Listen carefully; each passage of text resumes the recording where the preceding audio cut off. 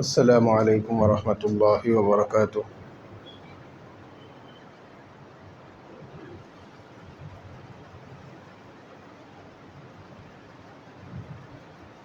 الحمد للہ نحمده ونستعینه ونستغفره ونؤمن به ونتوکل علیہ ونعوذ باللہ من شرور انفسنا ومن سیئات اعمالنا من يهده الله فلا مضل له ومن يضلله فلا هادي له ونشهد أن لا إله إلا الله وحده لا شريك له ونشهد أن سيدنا ونبينا ومولانا محمدا عبده ورسوله أما بعد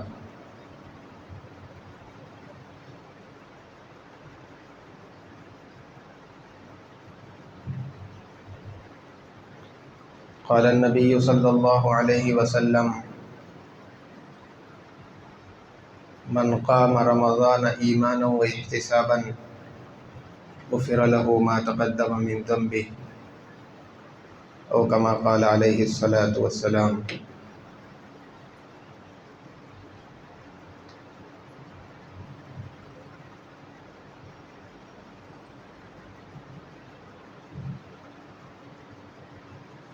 معزز سامعین اکرام،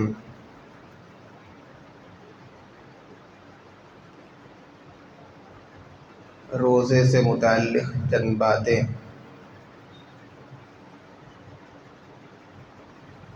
گزشتہ جمعہ آپ حضرات کے سامنے رکھے گئے۔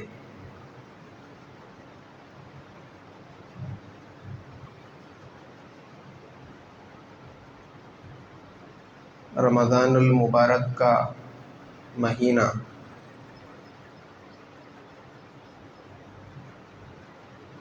اس سے متعلق اللہ کے نبی صلی اللہ علیہ وسلم نے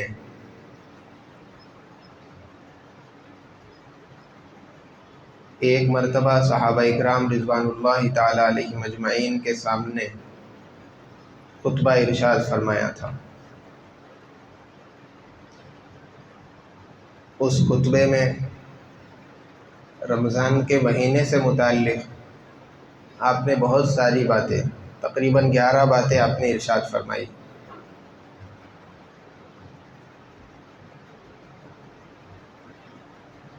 اللہ کے نبی صلی اللہ علیہ وسلم نے اپنا خطبہ شروع فرماتے ہوئے کہا تھا، یا ایھا الناس قد اظلکم شہر عظیم شہر مبارک شہر لیلۃ خیر من الف شہر۔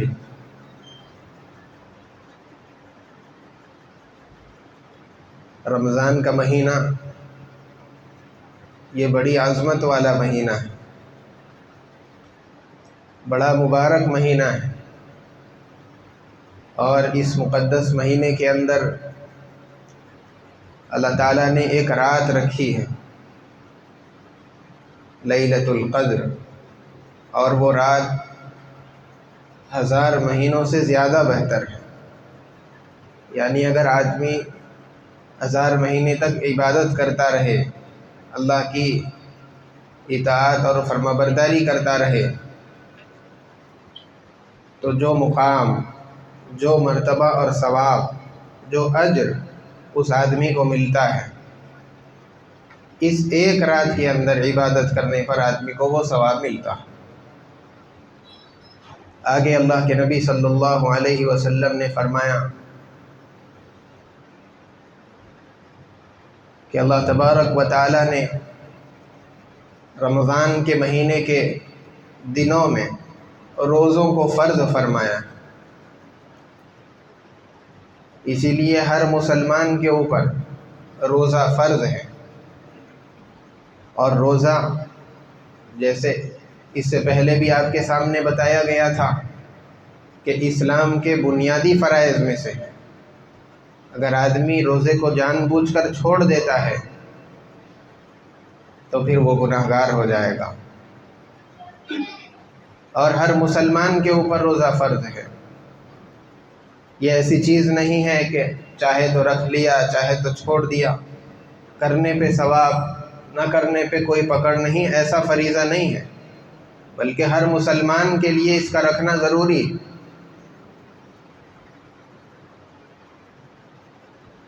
اللہ کے نبی صلی اللہ علیہ وسلم نے آگے ارشاد فرمایا، اور اس کے یعنی رمضان کی راتوں میں قیام کو یعنی تراویح کو سنت مؤکدہ قرار دیا گیا ہے۔ حضرت عبد الرحمن بن عوف رضی اللہ تعالیٰ عنہ ایک بڑی طویل حدیث ہے، اس کے اندر فرماتے ہیں کہ اللہ تبارک و تعالیٰ نے رمضان المبارک کے دنوں میں روزوں کو فرض کیا، اور میں نے یعنی اللہ کے نبی نے رات کے قیام کو یعنی تراویح کو سنت قرار دیا ہے۔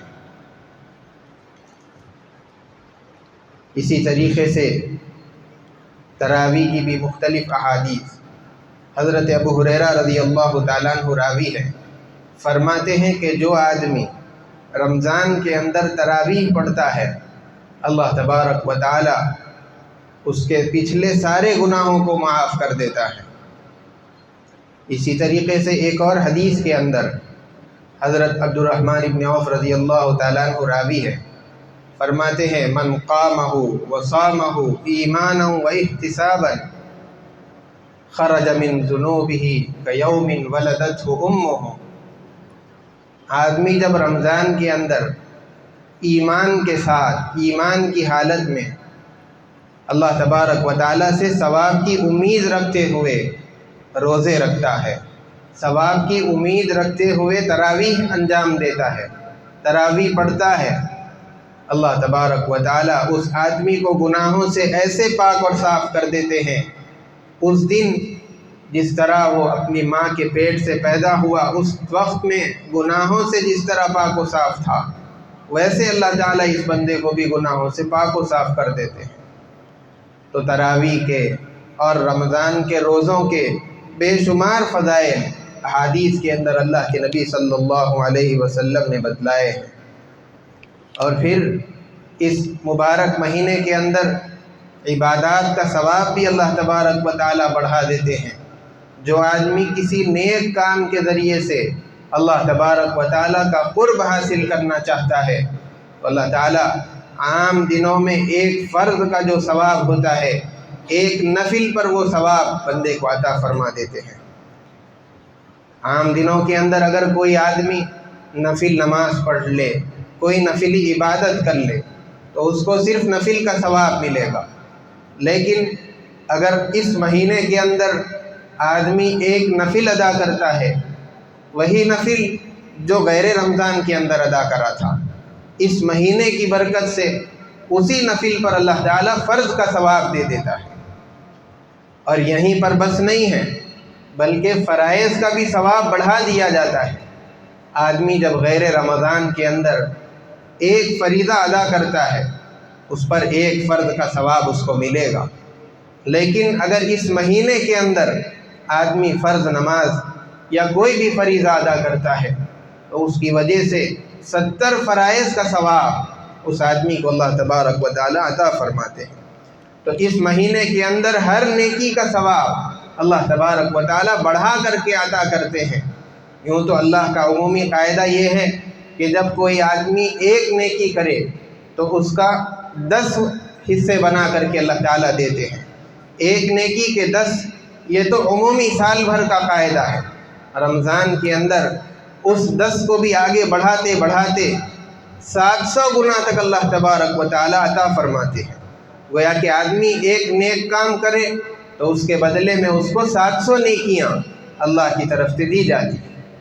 اس طریقے سے اللہ تبارک و تعالیٰ کی طرف سے نیکیوں کی، اجر کی، ثواب کی بارش بندوں کی طرف، بندوں کی جانب اور بندوں کے لیے ہوتی رہتی ہے۔ اب بندے کوشش کرے کہ وہ ثواب کو اکٹھا کرے، اپنے لیے جمع کرے، آخرت کے لیے ذخیرہ کرے، اس لیے کہ یہ نیکیوں کے کمانے کا، اپنی آخرت کے بنانے کا، اپنی آخرت کے لیے نیکیوں کے ذخیرہ کرنے کا مہینہ ہے، ذخیرہ کرنے کا موسم ہے۔ آدمی اس کے اندر زیادہ سے زیادہ اپنی آخرت کے لیے ذخیرہ کرے اور تیاری کرے۔ اللہ کے نبی صلی اللہ علیہ وسلم نے اس مہینے سے متعلق فرمایا ہوا شہر الصبر، یہ مہینہ صبر کا مہینہ ہے۔ آدمی صبح سے شام تک بھوک اور پیاس کو برداشت کرتا ہے، محض اللہ کے لیے پیاس لگنے لگے، بھوک لگنے لگے، بے چین و بے قرار ہو جائے، طبیعت مچلنے لگے، صبر کرے گا لیکن پانی نہیں پیے گا، کھانے کے قریب نہیں جائے گا۔ اسی لیے اللہ تبارک و تعالی صبر کرنے والوں کے ساتھ ہوتا ہے، جیسے کہ قرآن کریم کے اندر اللہ تعالیٰ نے فرمایا ان اللہ مع الصابرین، کہ اللہ تعالیٰ صبر کرنے والوں کے ساتھ ہوتے ہیں۔ اور پھر جو آدمی صبر کرے، روزہ رکھے اور بھوک و پیاس لگنے پر بھی کوئی ایسا کام نہ کرے جس کی وجہ سے اللہ تعالیٰ ناراض ہوتے ہوں، اللہ تعالیٰ کا غصہ متوجہ ہو جاتا ہو، اس کے لیے ثواب کیا ہے؟ اللہ کے نبی صلی اللہ علیہ وسلم نے فرمایا والصبر ثوابہ والجنہ، اس آدمی کا ثواب جو روزے کے اندر صبر کرتا رہے، کوئی ایسی ویسی حرکت نہ کرے، تو اس کا ثواب جنت ہے۔ جیسے کہ قرآن کریم کے اندر بھی اللہ تعالیٰ نے فرمایا وَجَزَاهُمْ بِمَا صَبَرُوا جَنَّةً وَحَرِيرًا، جو لوگ صبر کرتے ہیں ان کا بدلہ، ان کا ثواب اور ان کا اجر اللہ تبارک و تعالیٰ جنت کے طور پر عطا فرماتے ہیں۔ تو اللہ تبارک و تعالیٰ کے یہاں صبر کی بڑی قدر اور قیمت ہے، آدمی صبر کے ساتھ رہے۔ اسی لیے اللہ کے نبی صلی اللہ علیہ وسلم نے اس مہینے کو صبر کا مہینہ قرار دیا۔ آگے آپ نے فرمایا وشہر المواسات، یہ مہینہ غمخواری کا ہے، ایک دوسرے کے ساتھ ہمدردی کا ہے۔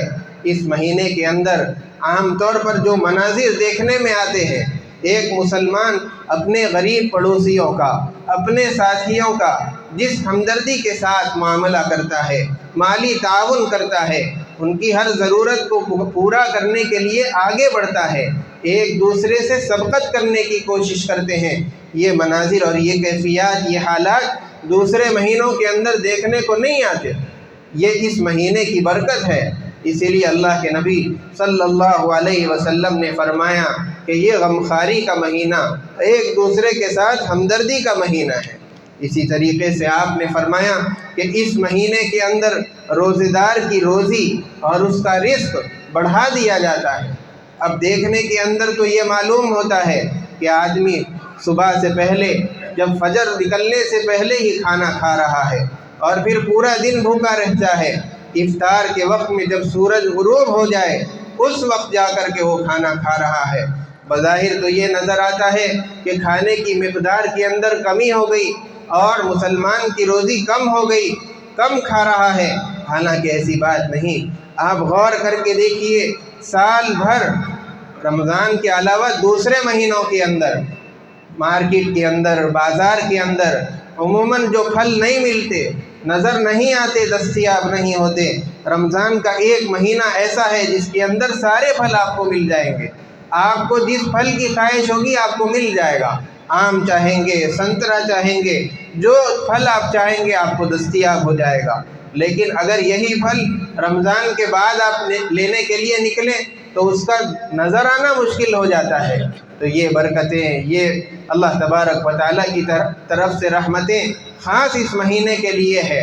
اور پھر جو گھرانے کے اندر ایک دو سالن بنا کر کے عورتیں پریشان ہو جاتی ہیں، تھک جاتی ہیں، عام دنوں کے اندر وہی عورتیں روزے میں رہتے ہوئے دسترخوان پر افطار کے وقت میں 14-15 چیزیں بنا کر کے رکھ دیتی ہے۔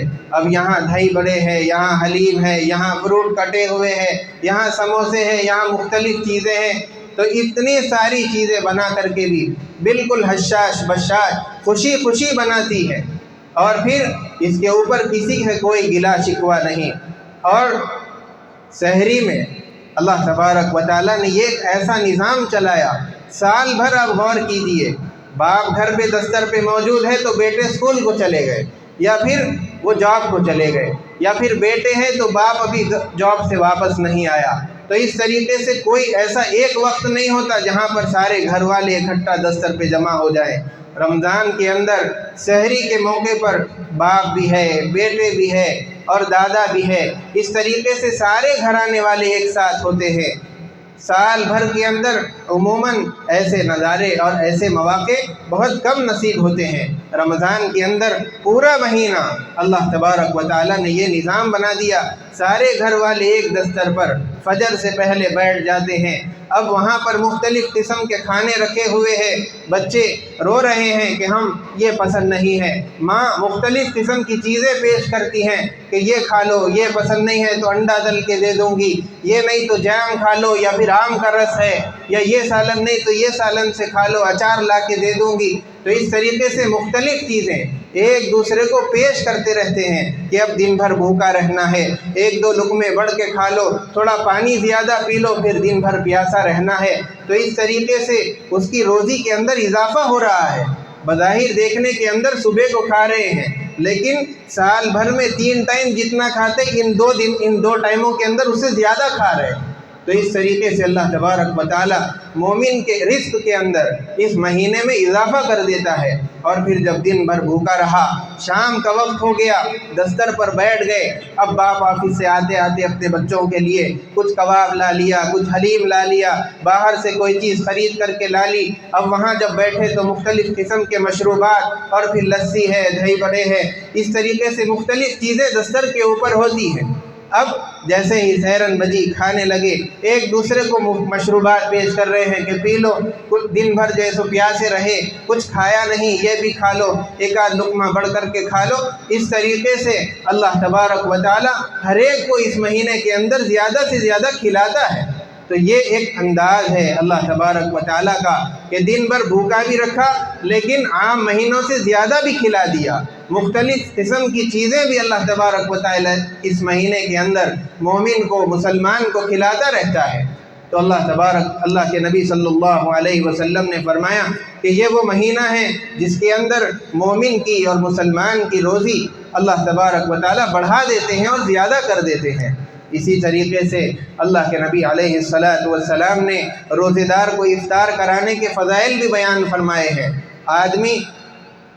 اللہ کے نبی صلی اللہ علیہ وسلم نے جب یہ فرمایا کہ آدمی اگر کسی روزے دار کو افطار کرائے، اس کے گناہ معاف کر دیے جاتے ہیں، اور اگر اس کے گناہوں کی وجہ سے اس کا نام جہنمیوں کے اندر لکھ دیا گیا تھا تو اس کی برکت سے، افطار کرانے کی برکت سے، اس کی فہرست سے نکال کر کے جنت والی فہرست کے اندر اس کا نام لکھ دیا جاتا ہے، اور اس کے لیے اتنا ہی ثواب ملے گا جتنا کہ روزے دار کو روزے کا ثواب ملا تھا۔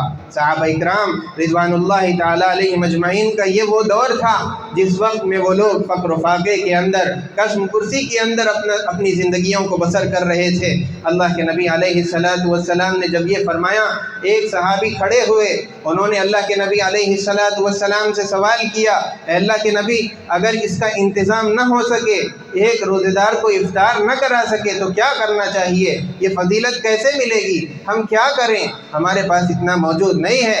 اللہ کے نبی علیہ السلام نے فرمایا، روٹی کا ایک لقمہ بھی اگر کھلا دیں گے تو یہ فضیلت ملے گی۔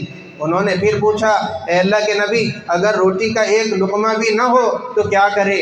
آپ نے فرمایا، ایک مٹھی گیہوں یا جو یا آٹا ہی دے دو، اس سے بھی یہ فضیلت تم کو حاصل ہو جائے گی۔ صحابی نے پھر سوال کیا، اے اللہ کے نبی، اگر یہ بھی دستیاب نہ ہو تو کیا کریں؟ آپ نے فرمایا، دودھ کی لسی بناؤ، ایک گھونٹ لسی پلا دو، اس سے بھی یہ فضیلت ملے گی۔ صحابی یہاں پر بھی بس نہیں کرے، آگے بھی انہوں نے پوچھا کہ اللہ کے نبی، اگر دودھ بھی نہ ہو لسی بنانے کے لیے تو کیا کریں گے؟ آپ نے فرمایا، ایک گھونٹ پانی پلاؤ، اس سے بھی یہ تم کو ثواب ملے گا۔ اللہ کے نبی علیہ السلام نے اپنی امت کے لیے آسان سے آسان راستہ بتا دیا۔ اب پانی، بتائیے، ایسی نعمت ہے ہر ایک کو دستیاب ہو جاتی ہے۔ کوئی بھی کسی بھی روزے دار کو پانی پلا کر کے روزہ افطار کرائے تو اس کو یہ ثواب ملے گا، اس کے گناہ معاف ہو جائیں گے۔ روزے دار کو روزے کا جتنا ثواب ملا، افطار کرانے والے کو بھی اللہ تبارک و تعالیٰ اسی کے برابر ثواب عطا فرماتے ہیں۔ یہ تو صرف ایک دو لقمے کھلا کر کے روزہ افطار کرانے کی بات ہوئی۔ اس کے آگے اللہ کے نبی نے روزے دار کو پیٹ بھر کے کھلانے پر جو اجر و ثواب اللہ تبارک و تعالیٰ کی طرف سے دیا جائے گا وہ بیان فرمایا۔ آپ نے کہا کہ جو آدمی ایک روزے دار کو پیٹ بھر کے کھانا کھلاتا ہے، اللہ تبارک و تعالیٰ قیامت کے روز جب سارے لوگ پیاس میں پریشان ہوں گے، نفسا نفسی کا عالم ہوگا، ہر ایک کی حالت خراب ہوگی، اس وقت میں اس پریشانی کے ماحول کے اندر اللہ کے نبی صلی اللہ علیہ وسلم کے ہاتھوں سے جام کوثر نصیب فرمائیں گے اور اس آدمی کو جام کوثر پینے کا شرف حاصل ہوگا۔ اس کے بعد جنت میں جانے تک اس آدمی کو پیاس نہیں لگے گی۔ یہ فضیلت اللہ کے نبی علیہ السلام نے روزے دار کو پیٹ بھر کے کھانا کھلانے پر ارشاد فرمائی۔ آگے آپ نے فرمایا کہ یہ رمضان المبارک کا مہینہ اللہ تبارک و تعالیٰ نے اس کو 3 حصوں میں تقسیم کر دیا ہے۔ پہلا حصہ وہ ہے جس کو اللہ نے رحمت کا بنایا، دوسرا مغفرت کا، اور پھر تیسرا آگ سے جہنم سے خلاصی کا بنایا ہے۔ مسلمان یہ 3 طبقے اس کے ہوتے ہیں۔ اسی اعتبار سے اللہ تبارک و تعالیٰ نے مہینے کو بھی 3 حصوں میں تقسیم کر دیا۔ بعض مسلمان تو وہ ہے جو نیکیوں کے اندر ہمیشہ اپنی زندگی اللہ کی اطاعت کے اندر گزارتے ہیں، جب کوئی گناہ ان سے سرزد ہو جاتا ہے، نافرمانی ہوتی ہے، فوراً اللہ سے توبہ کر لیتے ہیں، معافی مانگ لیتے ہیں اور اپنے گناہوں کو دھلا کر مٹا کر صاف کر لیتے ہیں۔ یہ وہ لوگ ہیں رمضان کا مہینہ شروع ہوتے ہی اللہ کی طرف سے ان کے اوپر رحمتوں کا نزول شروع ہو جاتا ہے۔ دوسرا طبقہ مسلمانوں کا وہ ہے جو نیکیاں تو کرتے ہیں، نماز روزہ رکھتے ہیں، لیکن ساتھ میں گناہ بھی کر لیتے ہیں اور توبہ نہیں کرتے، ان کے گناہ جو کہ تو رہتے ہیں۔ رمضان کا مہینہ شروع ہوتا ہے، ایک عشرہ شروع کے 10 دن روزے رکھتے ہیں، دوسرا عشرہ شروع ہوتے ہوتے ان کے دل نرم ہو جاتے ہیں، اپنے گناہوں کا احساس ان کے دل کے اندر پیدا ہو جاتا ہے، اللہ تبارک و تعالیٰ کی طرف مائل اور متوجہ ہوتے ہیں، اس کے سامنے توبہ ذلہ کر کے اپنے گناہوں کی بخشش کروا لیتے ہیں۔ دوسرا عشرہ اللہ تعالیٰ نے ایسے مسلمانوں کے لیے مغفرت کا بنایا ہے، ان کی معافی اس دوسرے عشرے کے اندر ہو جاتی ہے۔ اور پھر بعض مسلمان وہ ہے جو نماز روزے سے ان کو کوئی تعلق نہیں ہے، پوری زندگی اللہ کی نافرمانی کے اندر چل رہی ہے، لیکن جب رمضان کا مبارک مہینہ شروع ہوتا ہے تو اپنے ساتھیوں کو دیکھنے میں دیکھا دیکھی وہ بھی شرماتے ہوئے رمضان کے روزے شروع کر دیتے ہیں۔ پہلا عشرہ روزے رکھ لیا، دوسرا عشرہ بھی روزے رکھ لیا، اس طریقے سے جب روزے چلتے رہتے ہیں، تیسرے عشرے میں پہنچتے پہنچتے ان کے بھی دل اللہ نرم کر دیتا ہے، اللہ کی طرف متوجہ ہو جاتے ہیں، اپنے گناہوں پر نادم ہو جاتے ہیں، گناہوں کا احساس ہو جاتا ہے، اپنے غلط کرنے کا احساس ہونے کے بعد وہ لوگ اللہ کی طرف متوجہ ہو کر کے توبہ صلہ کر لیتے ہیں۔ ان کے گناہوں کی وجہ سے ان کے نام جہنمیوں کی فہرست کے اندر لکھ دیے جاتے ہیں، لیکن جب تیسرے عشرے کے اندر پہنچ کر کے معافی مانگتے ہیں تو ان کے نام بھی جہنمیوں کی فہرست سے نکال کر جنت والی فہرست کے اندر لکھ دیے جاتے ہیں۔ اللہ تبارک و تعالیٰ نے تیسرے عشرے کو آگ سے خلاصی کا، جہنم سے خلاصی کا بنایا ہے۔ یہ رمضان کا مہینہ ایسا ہے کہ اس کے اندر چاہے آدمی نیک ہو، متوسط ہو، گناہ گار ہو، ہر ایک کا اس کے اندر فائدہ ہے۔ رحمت والا مہینہ نیکوں کے لیے، متوسط درجہ متوسط آدمیوں کے لیے، اور آخری والا عشرہ وہ گناہ گاروں کے لیے ہے۔ کوئی آدمی اس کے اندر محروم نہیں رہتا۔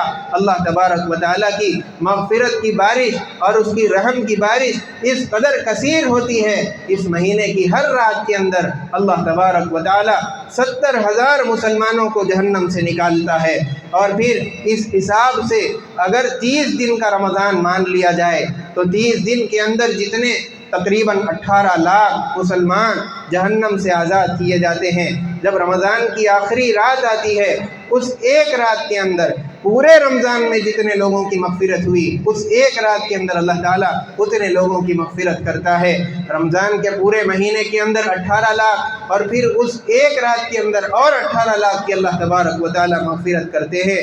اب بتائیے اتنے سارے لوگوں کی مغفرت ہو رہی ہے، پھر بھی اگر ان میں سے ہمارا ایک کا نام نہ آئے تو کتنی بدقسمتی کی بات ہوگی۔ اس لیے اللہ تبارک و تعالیٰ کی طرف متوجہ ہونا، اس سے معافی تلافی کر لینا، اپنی پچھلی زندگی کو دھلوا لینا، آگے کی زندگی کو سیدھی کرنے کے ارادے اور عزائم کے ساتھ رمضان کی بعد والی زندگی کو شروع کرنا، یہ مسلمان کو سوچنے کی ضرورت ہے۔ اللہ تبارک و تعالیٰ نے رمضان کے مبارک مہینے میں مسلمانوں کے لیے 5 خصوصیات ایسی عطا فرمائی جو پچھلی امتوں کو نہیں دیے گئے تھے۔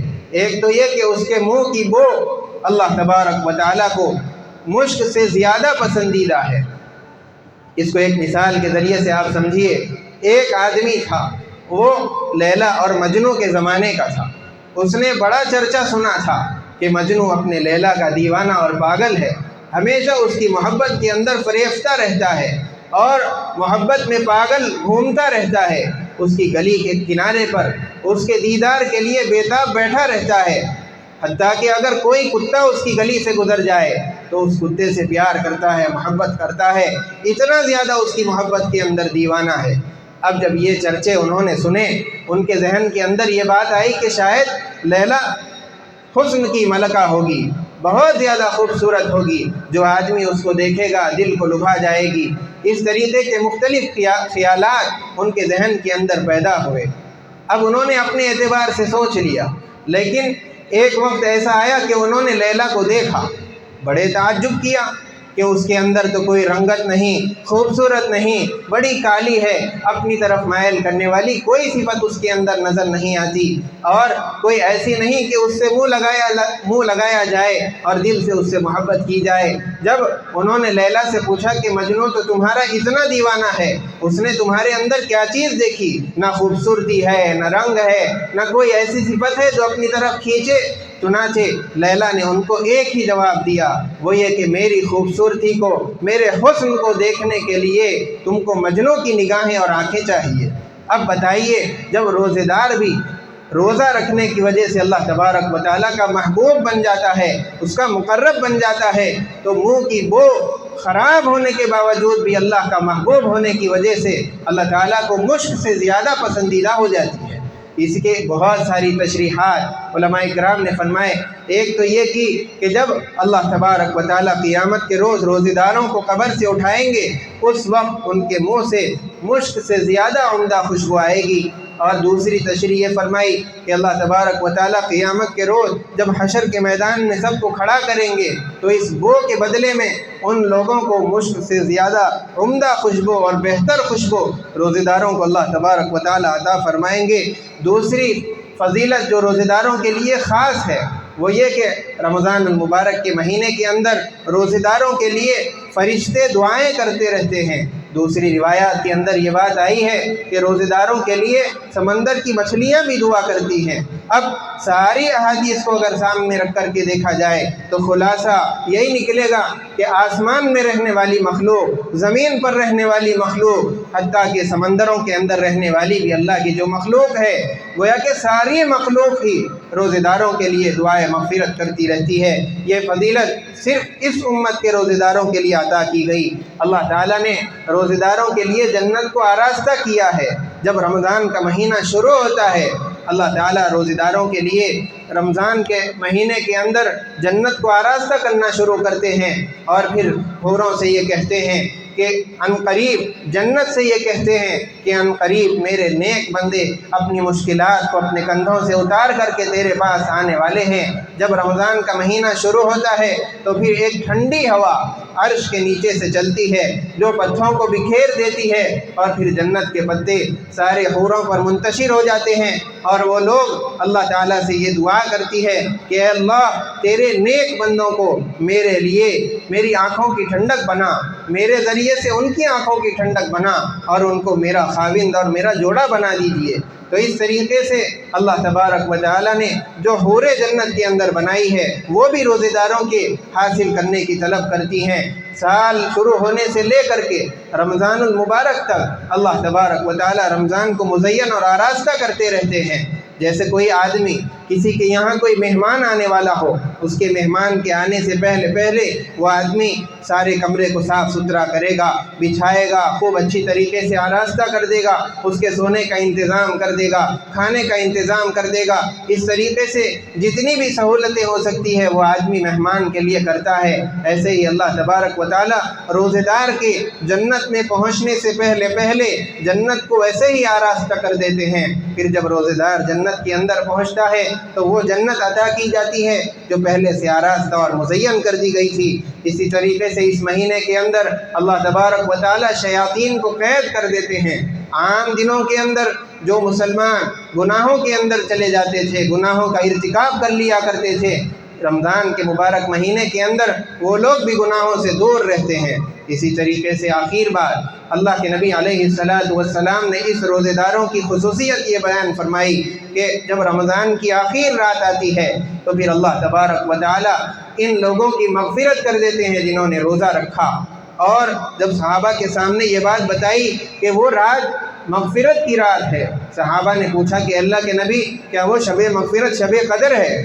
آپ نے فرمایا کہ نہیں، وہ شب مغفرت نہیں، شب قدر نہیں ہے، بلکہ جب آدمی اور مزدور اپنا کام پورا کر لیتا ہے، مسلمانوں نے حسن خوبی کے ساتھ اچھے طریقے سے جب روزے رکھ لیے تو پھر اس کا انجام یہی ہے، اس کا بدلہ یہی ہے کہ ان کا معاوضہ، ان کا اجر پورا دے دیا جائے۔ چنانچہ روزوں کا بدلہ اور روزوں کا معاوضہ اللہ تبارک و تعالی مغفرت کے انداز میں ان کو عطا فرماتا ہے۔ اس طریقے سے روزے دار جب اپنا رمضان ختم کرتے ہیں تو گناہوں سے بخشے بخشائے پاک صاف ہو جاتے ہیں۔ شرط یہ ہے کہ رمضان کو رمضان کی طرح گزاریں۔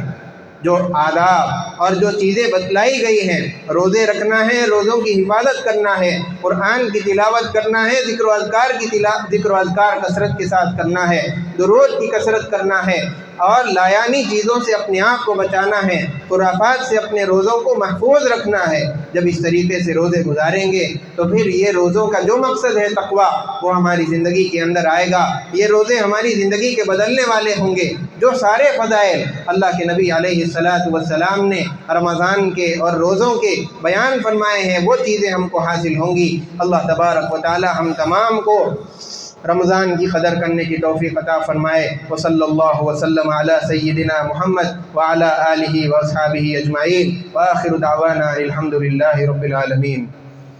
جو حضرات سنت نہیں پڑھے سنت پڑھ لیجئے۔